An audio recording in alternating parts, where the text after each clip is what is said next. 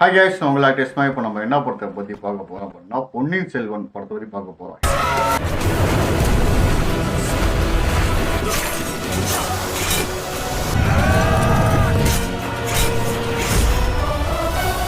என்னப்பா பொன்னியின் செல்வன் படமே ரிலீஸ் ஆகல, எப்படின்னாப்பா பார்க்க போகிறா அப்படின்னு நீங்கள் நினச்சிருக்கலாம். ஆனால் எனக்குள்ள சில தெரிஞ்ச விஷயங்களை வந்து நான் அப்படியே பகிர்ந்துக்கலாம் அப்படிங்கிற மாதிரியான ஒரு விஷயம் தான் இது. ராஜராஜ சோழன் அவரை கதையை மையமாக கொண்டு எடுக்கப்பட்ட ஒரு படம் தான். நம்மளுக்கு எல்லாமே தெரியும், ஓகேவா? மணிரத்னம் சார் அந்த படத்தை இயக்குறாங்க.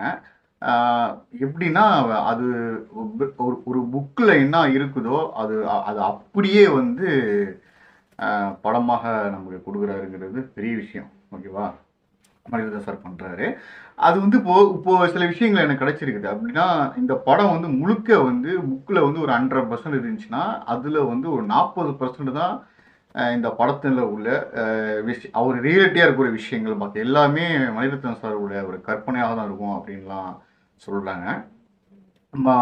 தஞ்சாவூர் நமக்கு தெரிஞ்சதெல்லாம் மெயினாக தஞ்சாவூர் தான். தஞ்சாவூர் கோயிலை கட்டியது வந்து ராஜராஜ சோழன் தான் அப்படின்னு எல்லாருக்குமே தெரியும்.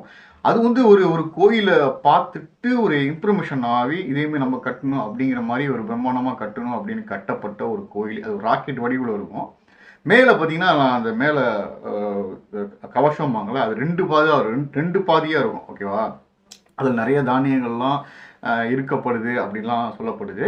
மெயினாக வந்து என்னென்னா இந்த கோயிலை வந்து ராஜராஜ சோழன் வந்து கட்டினார சில விஷயம் தெரிஞ்சு நான் சொல்கிறேன் உங்களுக்கு. அந்த கோயிலை கட்டும் போது வந்து இப்போ கேட்பாங்க யார் இது கட்டினா அப்படிங்கும் போது அவங்களோட பேர்கள்லாம் யார் யார் உதவி செஞ்சாங்களோ அந்த பேர்கள்லாம் அவங்கள அந்த கோபுர உச்சியில் வந்து எழுதப்பட்டிருக்கு அப்படின்னு சொல்கிறாங்க. மெயினாக வந்து ஒரு மூதாட்டி அந்த கட்டிடங்களை கட்டும் போது உதவி செய்கிற வகையில் வந்து ஒரு கிளவி வந்து ஒரு மூதாடி சொல்லுவாங்களா, மூதாடி வந்து ஒரு மோர் கொடுத்துருக்கு, ஓகேவா? அழகின்னு சொல்லிட்டு அந்த கிளவி, அந்த கிளவியோட நேமையும் வந்து மென்ஷன் பண்ணி அந்த கோபுரத்து மேலே வந்து எழுதியிருக்காருன்னா அவர் எப்படிப்பட்ட ஒரு நல்ல மனிதராக இருப்பார் அப்படின்னு பார்த்தீங்க. யானை படையினா அவருக்கு ரொம்ப பிடிக்கும். உயிர் குதிரைப்படை மற்ற எல்லா படைகள் இருந்தாலும் யானை படைங்கிறது அவருக்கு ரொம்ப பிடிச்சமான ஒரு செயல். அவங்க கூட ஒர்க் பண்ணுறவங்களாம் என்ன செய்வாங்க, இங்கே வாங்க அந்த அந்த அந்த அந்த இவர்கள சோல்ஜர் இருப்பாங்களா, அவங்கள அப்படி இந்த மாதிரி எனக்கு யானைகள் காட்டில் போய் நிறைய இருந்தால் எடுத்துருவாங்க சொல்லிட்டு அதே பராமரிக்கக்கூடிய விஷயங்கள் நிறைய பண்ணியிருக்காங்க. 60,000 குதிரைக்கு சமம் ஒரு யானை அப்படிங்கிறாங்க, ஓகேவா? பொன்னியின் செல்வன் படத்தில் வந்து நம்ம எப்படி காமிக்க போகிறாங்க அப்படிங்கிறது தெரியல. இதில் த்ரிஷா நடிச்சிருக்காங்க. அது பார்த்தீங்கன்னா வந்து ஐஸ்வர்யாயி. அப்புறம் பொன்னியின் செல்வனா வந்து மெயின் கேரக்டர் வந்து ஜெயரவி பண்ணியிருக்காரு. அப்புறம் கார்த்திக் சார், பார்த்திபன், அப்புறம் விக்ரம், அப்புறம் பிரபுட பையன் விக்ரம் அவர் மற்றும் பல ஏகப்பட்ட ஆர்டிஸ்ட் இந்த படத்தில் வந்து சூப்பராக நடிச்சிருக்காங்க.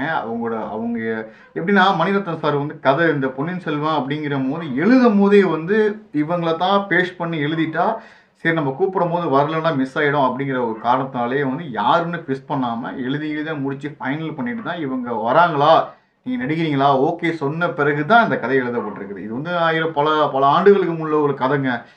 எனக்கே வந்து ரொம்ப ஷாக்கிங்காக இருந்துச்சு.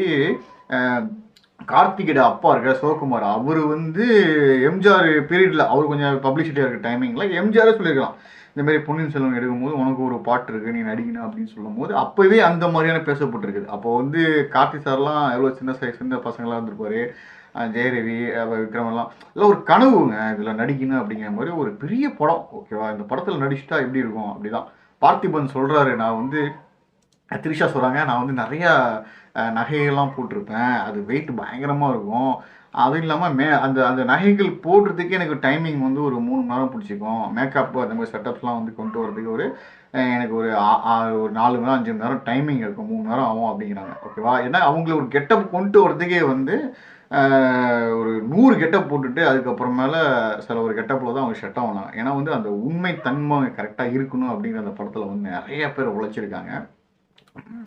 ஜெயரவியும் நல்லா பண்ணியிருக்காரு. அவருக்கு வந்து இந்த ஒரு பொசிஷன் கிடைக்கிறது வந்து சூப்பருங்க. விக்ரம் சார் வந்து வேற லெவலுங்க. ஒரு மாதிரி ஒரு எமோஷனில் ஒரு கற்றுவார், அது சூப்பராக இருக்கும் பார்க்கும்போது. அது 40 பார்த்திபன் சொல்ல வந்தேன், அதுக்கு த்ரீஷாட் போயிட்டேன். பார்த்திபன் சார் வந்து 45 கிலோ நகையை வந்து ஒரிஜினல் நகை தான் அந்த படத்தில் எல்லாம் யூஸ் பண்ணது எல்லாமே ஒரிஜினல் நகை தான். அது இல்லாமல் 45 கிலோ வெயிட்டை வந்து நான் தாங்கிக்கிட்டே இருப்பேன், எனக்கு சின்ன போர்ஷன் தான் படத்தில் இருந்துச்சு அப்படின்னாங்க. இது வந்து மெயினாக வந்து என்ன தெரியுதுன்னா நம்ம ராஜராஜ சோழன் வந்து எப்படின்னா அவர் ஏற்கனவே வந்து அந்த அரசனாகிறதுக்கு முன்னாடி வந்து இன்னொருத்தவங்க ஒரு உடம்பு சரியான காரணத்தினால இவர் எப்படி அரசனாக தேர்ந்தெடுக்கப்பட்டாங்க பொன்னியின் செல்வன் அது அப்படிங்கிற ஒரு பொன்னியின் செல்வன் படம் டைட்டில் இது. ராஜராஜ சோழன் எப்படி செலக்ட் பண்ணாருன்னா நம்ம இப்போ இருக்கக்கூடிய அரசியல் எப்படி ஓட்டு போடுறோமே அந்த மாதிரி அந்த அங்கே உள்ள மெயினான உள்ள ஆள்லாம் இருப்பாங்கள்ல அவங்களாம் செலக்ட் பண்ணி ஒரு ஆளை வச்சு ஓட்டு லிஸ்ட் மாதிரி ஓட்டு மாதிரி ஒரு மாதிரி போட்டு தேர்ந்தெடுத்து தான் அந்த அவரை அவரை அவரை தேர்ந்தெடுத்திருக்காங்க. அந்த மாதிரி நடந்திருக்குது. அதே மாதிரி இந்த தஞ்சாவூர் கோயிலில் வந்து நிறைய விஷயங்கள் வந்து சொல்கிறாங்க. எப்படி இது கட்டுப்பட்டது, பயங்கரமாக இருந்துச்சு, யானைகள்லாம் நிறையா உபயோகப்படுத்தியிருக்காங்க. அது இன்னும் கண்டுபிடிக்க சுச்சுவேஷன்லாம் நிறைய இருந்துகிட்டே இருக்குது. ரகசியமாக நிறைய வரும்னு நினைக்கிறேன். இணலே வராது, தஞ்சாவூர் கோபுரம் இருக்க இணல் வராது. இது வந்து ட்ராவலிங்கில் கார்த்திக் சார் வந்து ஒரு ட்ராவலிங்லேயே இருப்பார். அப்படின்னா இங்கேருந்து அங்கே தவறுது, இலங்கைக்கு போகிறது, சம்திங் வந்து ஒரு இடத்துல கூட போயிட்டு உள்ளே அந்த அந்த நாட்டுக்குள்ளே நுழைஞ்சிட்டு சில விஷயங்களை கேப்சர் பண்ணிவிட்டு அந்த சிவப்பு கலரில் ஃபேஸ்லாம் இருக்கும், அப்படியே வருவார், த்ரீ-ஷாட்டை பேசிகிட்டு இருப்பார். இந்த மாதிரி இந்த இடத்துக்கு என்னை போய் சொல்லணும் போகணும் வரணும் அப்படின்னு சொல்லும்போது ஒரு கேரக்டர் ஒன்று வரும். கார்த்தி சாருக்கு வந்து ஒரே ட்ரெஸ் தானா, ஒரே ட்ரெஸ் தான் படம் ஃபுல்லாகவே அவர் வந்து ரன் பண்ணுறது எல்லாமே ஒரே ட்ரெஸ்ஸு தான். ஓகேவா, எந்த ட்ரெஸ்ஸுமே கிடையாது. மணிரத்னம் சார் வந்து இது ஃபஸ்ட் பார்ட் செகண்ட் பார்ட் கூட ஓகே ஆயிடுச்சு, தேர்ட் பார்ட் பண்ணுறதுக்கு நான் ரெடி, ப்ரொடியூசராக பண்ணுறதுக்கு நீங்கள் ரெடியா அப்படின்னு கேட்குறாரு. நம்மகிட்ட பண வசதி இருந்தால் கூட தேர்ட் பார்ட் எடுக்கிறதுக்கு நம்ம ரெடி ஆகலாம்னு நினைக்கிறேன். அந்த மாதிரியான ஒரு விஷயங்கள் இருக்குது. இது ரொம்ப பேர் முயற்சி இருக்காங்க. அந்த படத்தை வந்து கமல் சாரும் இந்த படத்தை எப்படியாச்சும் எடுத்துன்னு நம்ம ட்ரை பண்ணியிருக்காரு. அப்புறம் பார்த்தீங்கன்னா ரஜினி சூப்பர் ஸ்டாரும் வந்து இந்த படத்தை நிறைய பேர் முயற்சிகள் அப்படியே எடுத்து மூணு வருஷமாக இந்த படத்தை ரொம்ப கஷ்டப்பட்டு ரொம்ப கோவிட் வந்துச்சு, இடையில கொரோனா ஏகப்பட்ட இடையூறுலாம் வந்துச்சு, அதெல்லாம் தாண்டி ஒரு ஷார்ட் எடுக்குன்னா சாதாரண விஷயம் கிடையாது. அது கூட வந்து ஒரு 1000-1500 பேர் வந்து ஜூனியர் ஆர்டிஸ்ட்டே இருக்கணும். ஓகேவா, அதெல்லாம் வந்து செட் ஆகணும் லைஃப் ஸ்டைலும். அந்த மாதிரியான விஷயங்கள்லாம் நிறைய கடின உழைப்புகளை போட்டு இந்த படம் வந்து பொன்னியின் செல்வன் படத்தை வந்து இயக்கியிருக்காங்க. ரிவ்யூ சொல்லும் போது நம்ம வந்து ஒரு பாசிட்டிவான ரிவ்யூவை தான் சொல்லணும். ஏன்னா இவ்வளோ பெரிய படம், இவ்வளோ பெரிய உழைப்பு இருக்குது. நம்ம சின்ன ரிவ்யூவால் வந்து நம்ம தப்பாக சொல்ல மாட்டோம், ஆக்சுவலாக கடன் சொல்லுவோம். இன்றைக்கி நிறைய விஷயங்கள் நடந்துக்கிட்டு இருக்கு. ஏன்னா வந்து அஜித்தை பற்றி நிறைய பேர் சொல்லியிருந்தாங்க, அந்த ரிவ்யூவில் சொல்லியிருந்தாரு, புலிஸ்டே மாறன்னு நினைக்கிறேன். அவர் தான் உருவத்தை பற்றிலாம் நிறைய பேசியிருந்தாரு. அதேமாரி சிம்பு அப்படி பேசிகிட்டு இருக்கும்போது செம்ம கடுப்பாகிட்டாப்புல நம்ம கௌதம் டைரக்டர். ஓகே, கௌதம் வந்து எனக்கு அவங்க செம்ம கடுப்பு புலிஸ்டே மேலே. அதுவும் இல்லாமல் இருந்துச்சுன்னா இப்போ நான் வந்து எப்படின்னா செஞ்சிருவேன் அப்படிங்கிற மாதிரிலாம் பேசினேன், நான் கேட்டிருந்தேன். எனக்கு அவ்வளோ வெறியில் இருக்கேன் அப்படின்னா அவர் முறையான ஒரு கேங்ஸ்டர் படம் எடுக்கிறாரு, செஞ்சிருவேன்னு சொல்லும் போது ஐயோ அப்படிங்கிற மாதிரிலாம் நமக்கு சாகியாக இருந்துச்சு.